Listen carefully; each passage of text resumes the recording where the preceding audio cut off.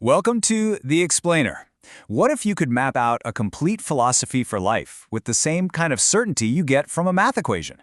Well, that was the incredible goal of the 17th century philosopher Baruch Spinoza.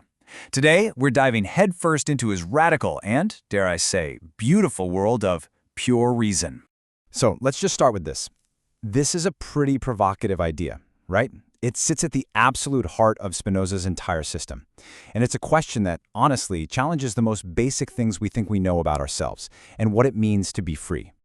Now, to really get why Spinoza's solution was so radical, you first have to understand the enormous problem he and everyone else at the time were facing. We're talking about a full-blown crisis of knowledge itself. You see, Spinoza lived in what some have called an epistemological vacuum. All the old certainties, the things rooted in religious tradition and political authority, they were just crumbling. Thinkers all over Europe were scrambling, desperately trying to find a new, solid foundation for truth. And guys like Hobbes and Descartes, they turned to science and reason. But Spinoza's response to this crisis, it was probably the most audacious of them all. I mean, he wasn't just trying to fix one little problem in politics or in science. No, his goal was to create a complete system for living, an entire philosophy of life built with the absolute certainty of logic. Okay, so let's get into it.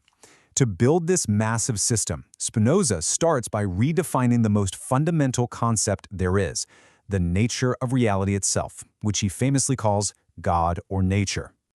He kicks things off with this mind-bending idea called double aspect monism. And I mean, you got to forget everything you think you know about God and the world.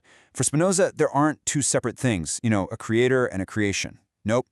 There's only one single, all-inclusive substance that is, quite literally, everything. So you might be wondering, how do we experience this one substance? Well, we perceive it through two main attributes, thought and extension. The key here is not to think of them as separate things. They're more like two sides of the very same coin. Thought is the universe's mind, its conscious order, and extension is its body, its physical material existence. So, what does this all mean for us? Well, it means that you and I, our minds, our bodies, we aren't separate beings floating around. We are what Spinoza calls finite modes. Think of it like this. We are temporary expressions, kind of like individual waves that rise up and then fall back into the single, infinite ocean of reality that is God or nature. Now, once you have that blueprint, it leads you directly to Spinoza's most famous and, let's be honest, his most challenging concept, a universe where absolutely everything is determined. I mean, think about it. If there's only one substance, God or nature, and it's just following the internal logic of its own being, then Spinoza draws this really inescapable conclusion. Everything that happens, from a planet orbiting the sun to the very thoughts popping into your head, must unfold with logical necessity. There's just no room for randomness or what we call free will. You might ask, well, what drives this whole determined process? Spinoza actually gives it a name, conatus. It's this inner striving, this drive that runs through every single thing in existence. It's the universe's built-in tendency to keep going, to persevere, to just continue being what it is. You could say it's the engine of reality itself. Now, if you're feeling a little bit uneasy right now, hey, you're not alone.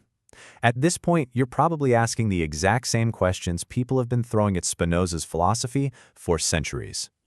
Yeah, this is the big one, isn't it? If the script is already written, if it's all predetermined, then does that make all our efforts, our struggles, our ambitions completely meaningless? But Spinoza has this really surprising answer. He argues that your efforts, that feeling of trying, isn't some illusion you should just dismiss. No, your very act of striving, even you asking this question right now, that itself is a determined and totally necessary link in the chain of causes and effects that makes you who you are. The push you feel is real. It just wasn't freely chosen by you. Okay, but this leads to another huge issue. If everything is just a part of God or nature unfolding exactly as it must, what happens to our moral compass? How can we even talk about things like good and evil? So, Spinoza argues that good and evil aren't actually objective features of the universe. They're what he calls confused ideas. Basically, they're just labels we apply from our own limited perspective, based on whether things help or hurt our own personal drive, our own conatus. In other words, they describe how we feel about reality, not reality itself. So if our choices are determined, and good and evil are just subjective feelings, then what's the goal of a human life for Spinoza? I mean, where are we supposed to find meaning in all this? And this slide right here brilliantly lays out the core of his ethics. He says we live our lives somewhere between two states, bondage and freedom. Bondage is when you're a slave to your passions, these confused, reactive emotions like anger, pity, or regret that are all caused by external things we don't really understand. But freedom? Freedom is achieved through right reason, by understanding the causes of our emotions and our true place in this determined universe. So for Spinoza, this is the path. First, you have to accept that everything is determined. Then, you use your reason to figure out why you feel and act the way you do. By replacing that passive confusion with active understanding, you can achieve a state of tranquil joy he calls blessedness. So you see, for him, true freedom isn't the ability to choose something else, it's the power that comes from understanding exactly why you couldn't have. So why does this 350-year-old philosophy, built on nothing but pure logic, still feel so alien and yet so incredibly powerful today? Look, at the end of the day, whether you agree with him or not, Spinoza's system is just a powerful mental tool. It gives us a complete, logical alternative to how we usually see the world. It forces us to take a hard look at our most cherished beliefs about freedom, about morality, about God, and ask ourselves, are these based on clear reason, or are they just confused ideas? And we'll leave you with that final and maybe a little haunting question from Spinoza's world.